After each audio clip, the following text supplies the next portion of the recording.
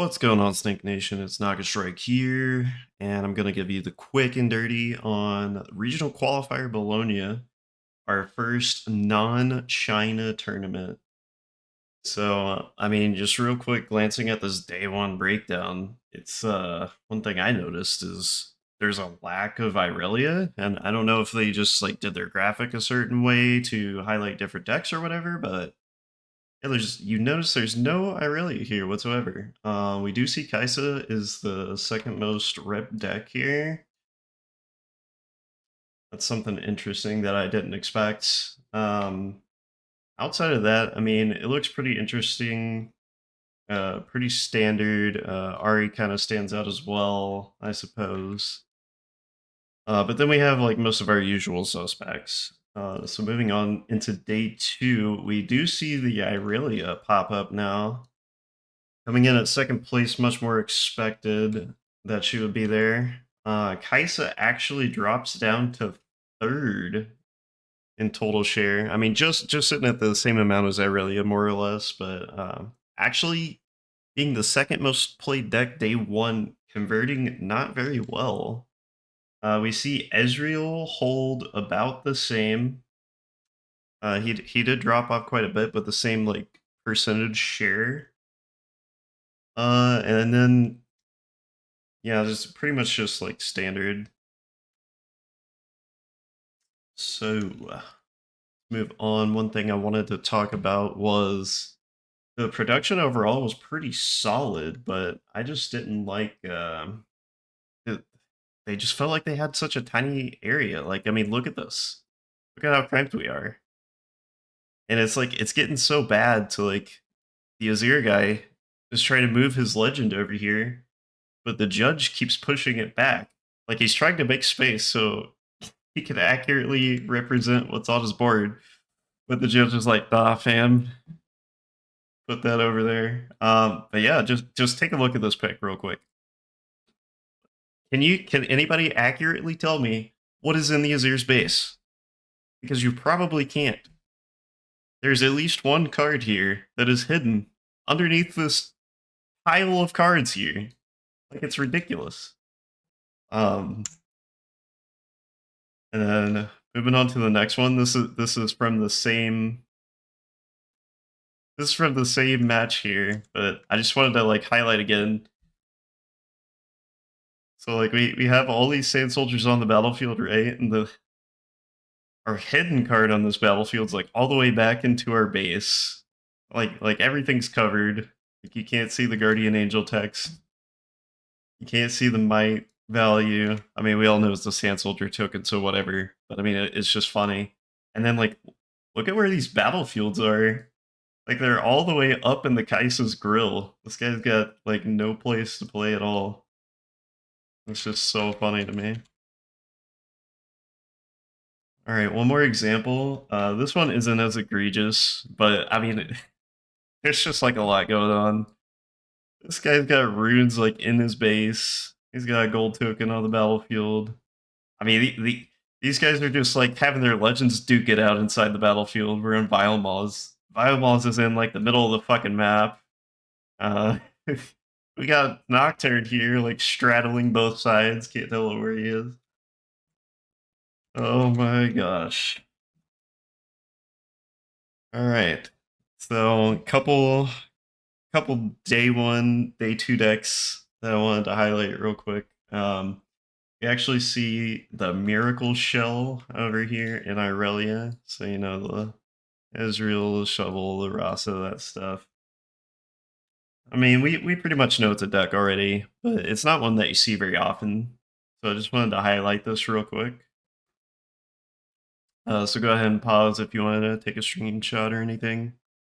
Also, real quick, I wanted to say it's kind of weird how they did it. Like they had this sideboard like pop up in between the games like separately. Like it wasn't part of this like main deck list graphic here.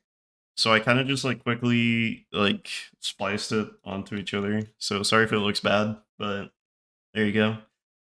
This was our best of Renata Legend for the day. Absolutely got smacked on stream. Did not do good at all. Looked terrible. No offense to the player, but I mean, I mean, he just got rolled. Him's the breaks sometimes. But interesting deck list. So, I mean, the main gist is Echo, Turbo out, Time Warp. I mean, I think we all pretty much knew that's what the deck was going to be. Another interesting thing to note, I guess, is there's no Power Nexus down here. Just solely relying on that blue Renata champion to get it done.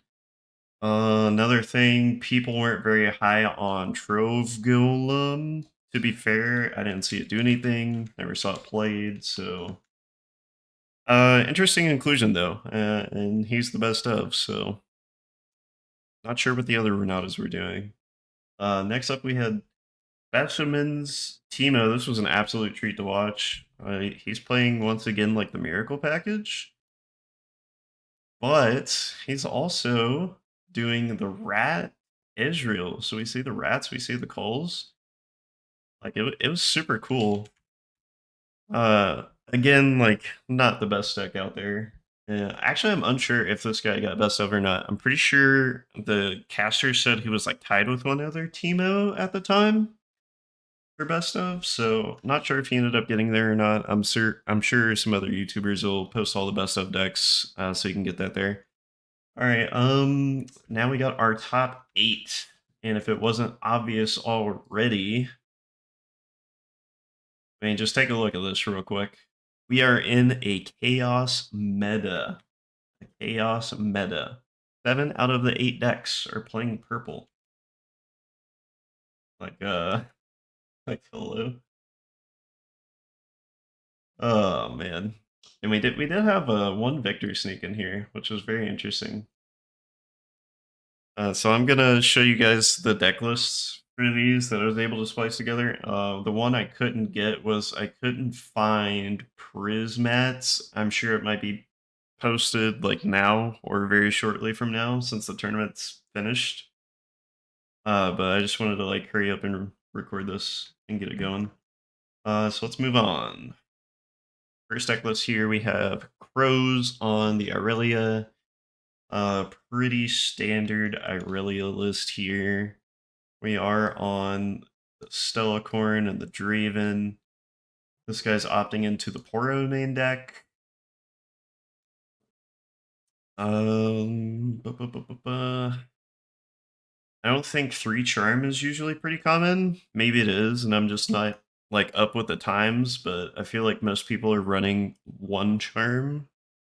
We do see the sneaky deckhands. Overall, like pretty standard list.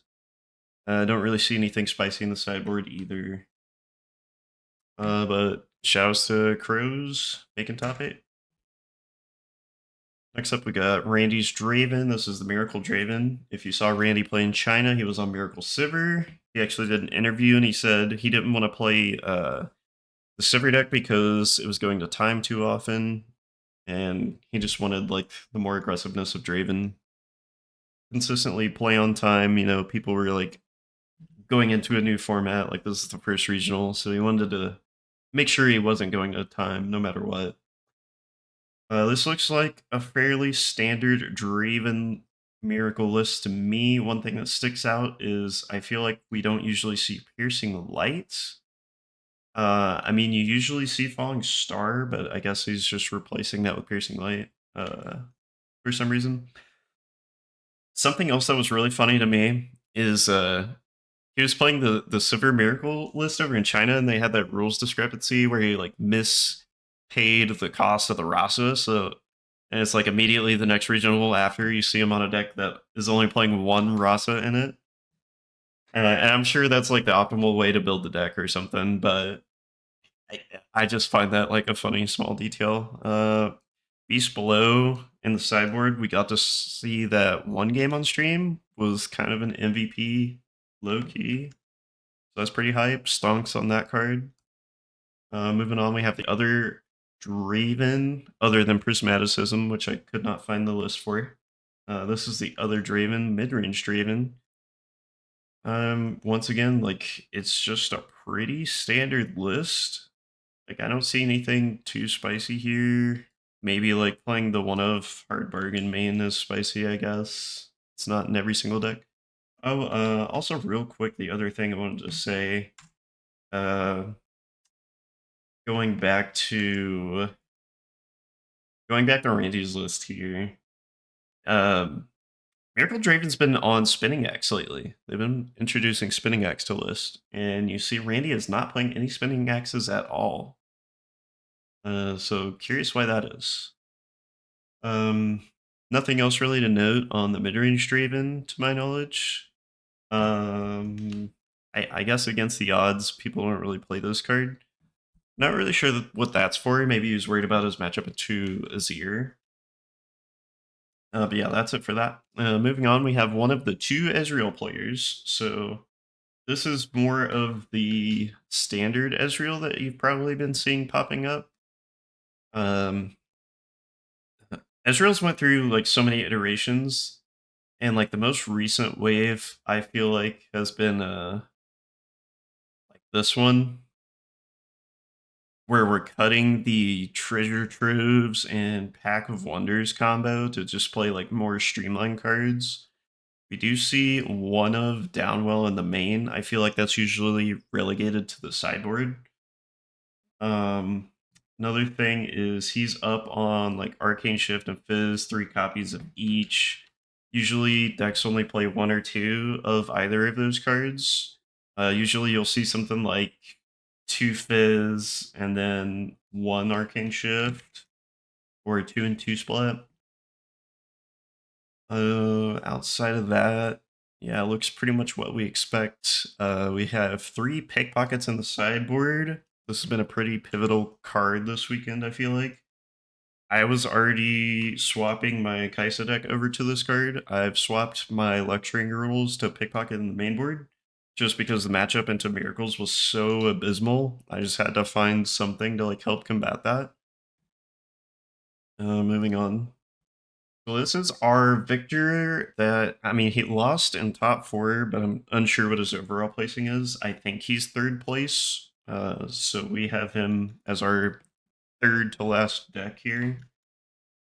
This is like super cool. Like, I remember going into Spiritforged, everyone was all on the spells Victor, oops, all spells, but we see like a more Origins-esque list here with the yellow Victor playing cards like Riptide Rex in the main.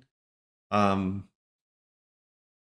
back to Time Warp, we're on all of the classic blue-yellow removal spells with the addition of Bellows Breath. We also see the Pickpocket make a return here in this deck. And then we have cards like Zinzao and Glask Mixologist, just to give you a little staying power. Big fan of that. Looks pretty cool, pretty solid. In the board, we just have like another Riptide Rex. You know, just more cards that help in particular matchups. Nothing too crazy. I guess the one that sticks out is the 2 Glass Mixologists. And I would assume that's for like staying power against the more removal spell focused decks. Like, I think this is like Spiritforge equivalent to something like Machine Evangel into Kaisa or such. So yeah, really cool to see the Ghoster Driver Victor here making top 8. Moving on to our second place list here, we have Ibikyu bringing back the Aurora. I'm not gonna lie, dude. I thought this deck was so dead and unplayable. Not like literally unplayable, but like I didn't expect it to like top 8 a regional. You know, I expect some of these to like day 2, but not like top 8. Let alone get second place. So I mean, that's huge. Big ups on this guy. Very impressive. So I mean, it's just like the classic Aurora with Spirit Forge. We get more consistent because we can run the last rites. So you can equip that and shuffle your dead units back into your deck to reproc Aurora. And what that allows us to do is, if you look at the units, we're on 3 Mind Splitter, 2 Volibear, only 5 units in the entire deck, and you can get away with that because Last Rites allows you to just constantly recur these threats. And well, running a lower unit count like this helps you consistently see your mind splitters, which is absolutely huge. And I think that gives the deck a ton of power. We also get access to just more cards, like so many cards actually for this deck. It's kind of insane. Hard bargain, good interaction for you, just adding more interaction to the deck. Then we got Called Shot adding on to the consistency of stack deck, which is even better because now you get to float energy, spending all your runes on a turn where you have 9, 10, 11 mana to just like search and dig for that Dazzling Aurora, and you're still able to play it. Whereas before with stack deck, you really only get away with playing like one of those, two if you're lucky, and it's just less card filtering. We also see the invert timelines here. I think that's like super good into this meta in general, and also like really good in this list. Going over to the sideboard, the one thing I don't really understand is this purple MF. I'm not really sure what that's for. So if anybody has any ideas on that one, let me know. And finally, we're going to our spicy deck, the one that won it all. We have Alan's EQ on Ezreal. But this isn't Miracle Ezreal. This isn't like a crazy. I mean, I guess it kind of is Miracle Ezreal. Like any Ezreal, low key is Miracle. But not really focused like too heavily into that strategy. It's just like consistent card. I don't know what I'm saying. It's Miracle Ezreal essentially. But anyway, different from like all the standardized lists. So we see like a lot of one ofs here. The deck's like very singleton. And then, of course, we're relying on that package. We got the stack decks, the called shots, is to bring it all back. One thing of note here is we only have the one of Champion Ezreal. There are not additional copies in the deck. We also have the one of Morbid Return to recur any of these creatures that may have been lost to the void. We also have the Fizz flashing back Morbid Return, gives you like pseudo infinite unit resource. But here's where the sauce comes in. We have the Vex, the 3 of Vex. And if you have the pleasure of looking at this on stream, like this Vex card kind of makes this Ezreal deck insane. So we saw like lots of times where he would like push in with Vex, and then he would like immediately cast Morbid Return for 1 just to get something. And then he would cast like a Stupefy or 2 for free, draw some cards, retreat a Fizz, smoke screen your guy, play a Rebuke for 1, come out of combat, called shot, frigid touch your guys that had the damage on them, play our Fizz, flashbacks. It's just like insane. Like it actually mana cheats so hard. It just can't be understated. It's mind-boggling. I was testing this deck before Spiritforged came out with a bunch of friends. Like we were all trying to figure out how to break Ezreal, and we thought this deck had so much potential, and we just couldn't figure it out. And eventually we gave up, and we're like, let's just play the good decks that are established. This Vex card is literally the missing piece. This Vex card is insane. So yeah, that's Alan's deck list. Definitely give this a try. Play some on Arena and stuff. Once again, we see the pickpockets on the sideboard. Just tons of gear hate. 3 pickpockets. Then we also have the barrage and the recall. Downwell, like I said, is usually relegated to the sideboard, so no surprises there. The one thing that does kind of stand out to me is the Mundo, because I don't feel like Mundo's very great in this meta due to all the purple decks and the rebukes and the fighter flights. But I guess he thinks he can get away with it because he's just got so much control throughout the game. And he just has the Mundo there to lock it up. And, they're always able to get it back with a Morbid Return. So, yeah, that was that. That's our Bologna wrap up.